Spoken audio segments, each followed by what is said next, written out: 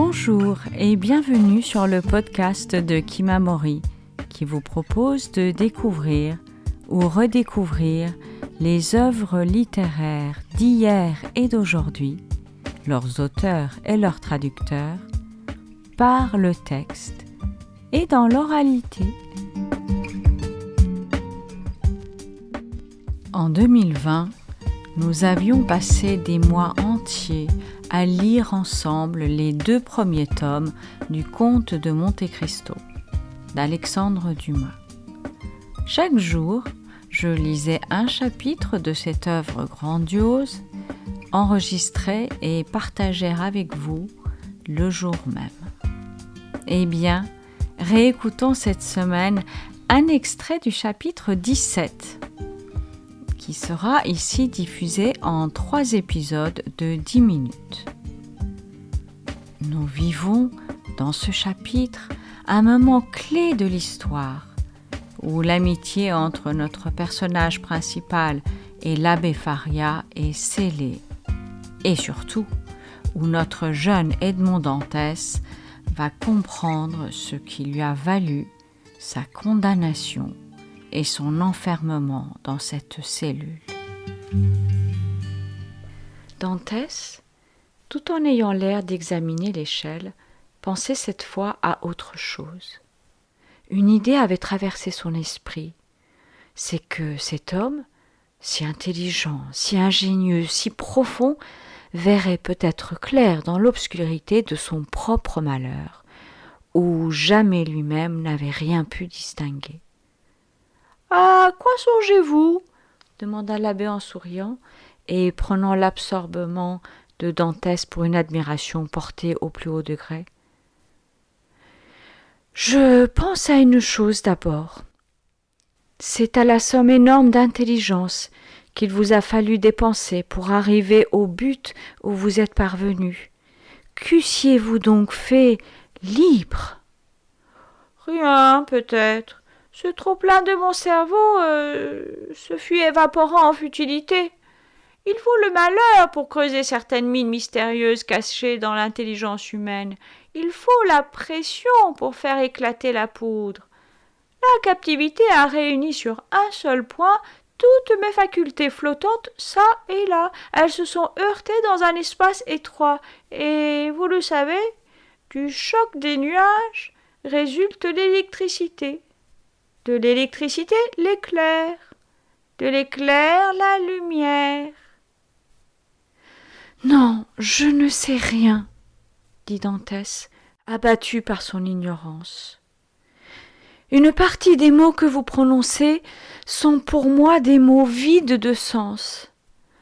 Vous êtes bien heureux d'être si savant, vous. » L'abbé sourit.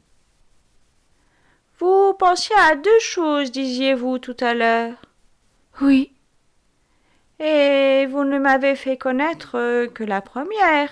Quelle est la seconde ?»« La seconde est que vous m'avez raconté votre vie et que vous ne connaissez pas la mienne. »« Votre vie, jeune homme, est bien courte pour renfermer des événements de quelque importance. »« Elle renferme un immense malheur, » dit Dantès, « un malheur que je n'ai pas mérité, et je voudrais, pour ne plus blasphémer Dieu comme je l'ai fait quelquefois, pouvoir m'en prendre aux hommes de mon malheur. »« Alors, vous vous prétendez innocent du fait qu'on vous impute. »« Complètement innocent, sur la tête des 2 seules personnes qui me sont chères, sur la tête de mon père et de Mercédès. »« Voyons, » dit l'abbé en refermant sa cachette et en repoussant son lit à sa place.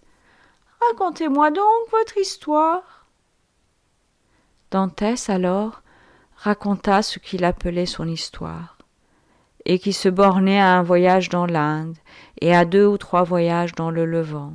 Enfin, il en arriva à sa dernière traversée, à la mort du capitaine Leclerc, au paquet remis par lui pour le grand maréchal, à l'entrevue du grand maréchal, à la lettre remise par lui et adressée à un monsieur Noirtier, enfin à son arrivée à Marseille, à son entrevue avec son père, à ses amours avec Mercédès, au repas de ses fiançailles, à son arrestation, à son interrogatoire, à sa prison provisoire au palais de justice, enfin, à sa prison définitive au château d'If.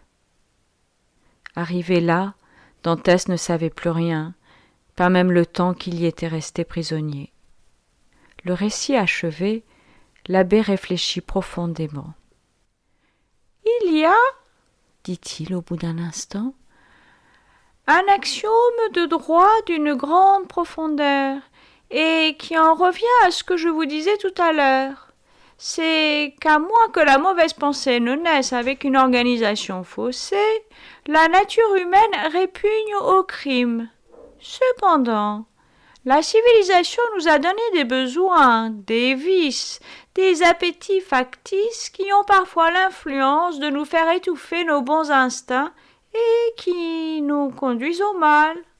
De là cette maxime: si vous voulez découvrir le coupable, cherchez d'abord celui à qui le crime commis peut être utile.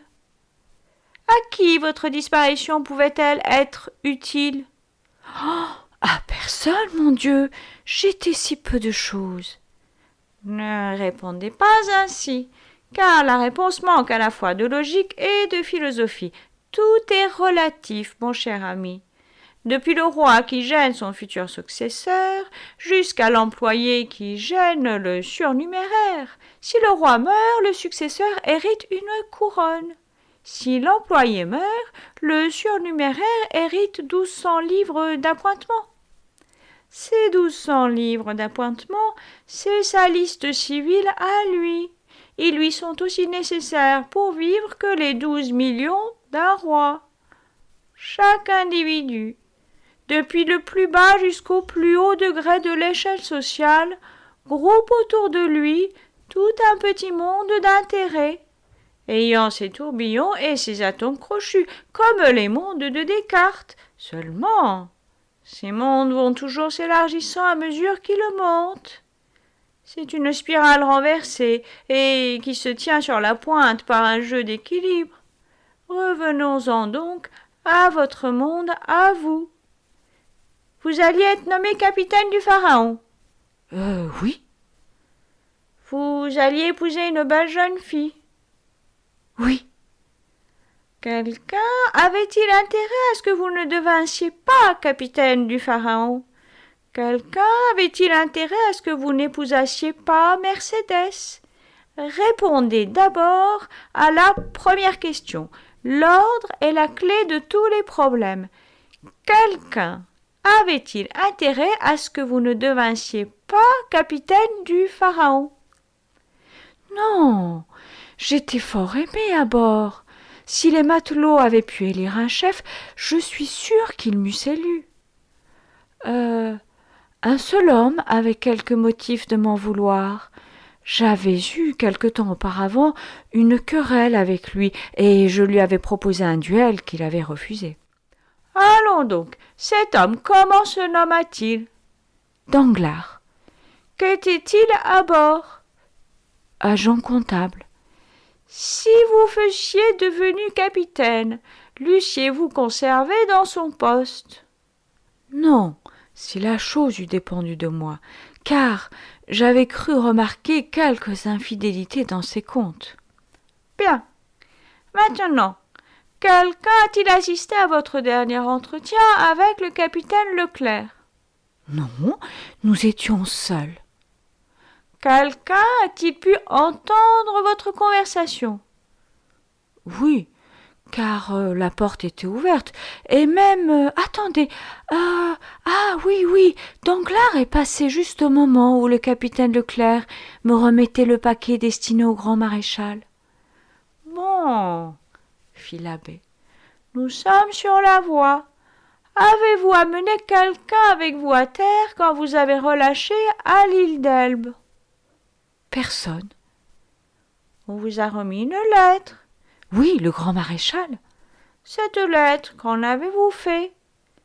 Je l'ai mise dans mon portefeuille. Vous Vous aviez donc votre portefeuille sur vous.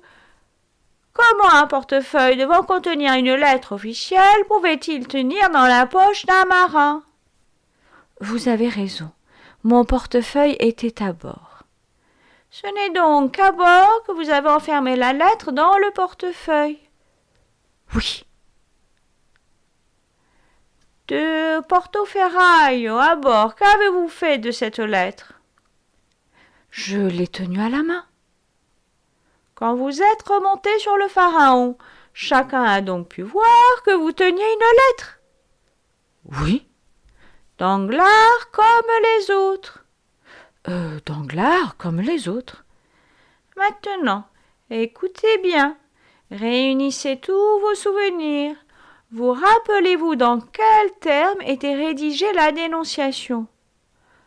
Oh oui, je l'ai relue 3 fois, et chaque parole en est restée dans ma mémoire. Répétez-la moi. Dantès se recueillit un instant. La voici, dit-il textuellement. Monsieur le procureur du roi est prévenu par un ami du trône et de la religion que le nommé Edmond Dantès, second du navire le Pharaon, arrivé ce matin de Smyrne après avoir touché à Naples et à Porto-Ferraio, a été chargé par Murat d'un paquet pour l'usurpateur, et par l'usurpateur d'une lettre pour le comité bonapartiste de Paris. On aura la preuve de son crime en l'arrêtant, car on retrouvera cette lettre sur lui, ou chez son père, ou dans sa cabine à bord du Pharaon.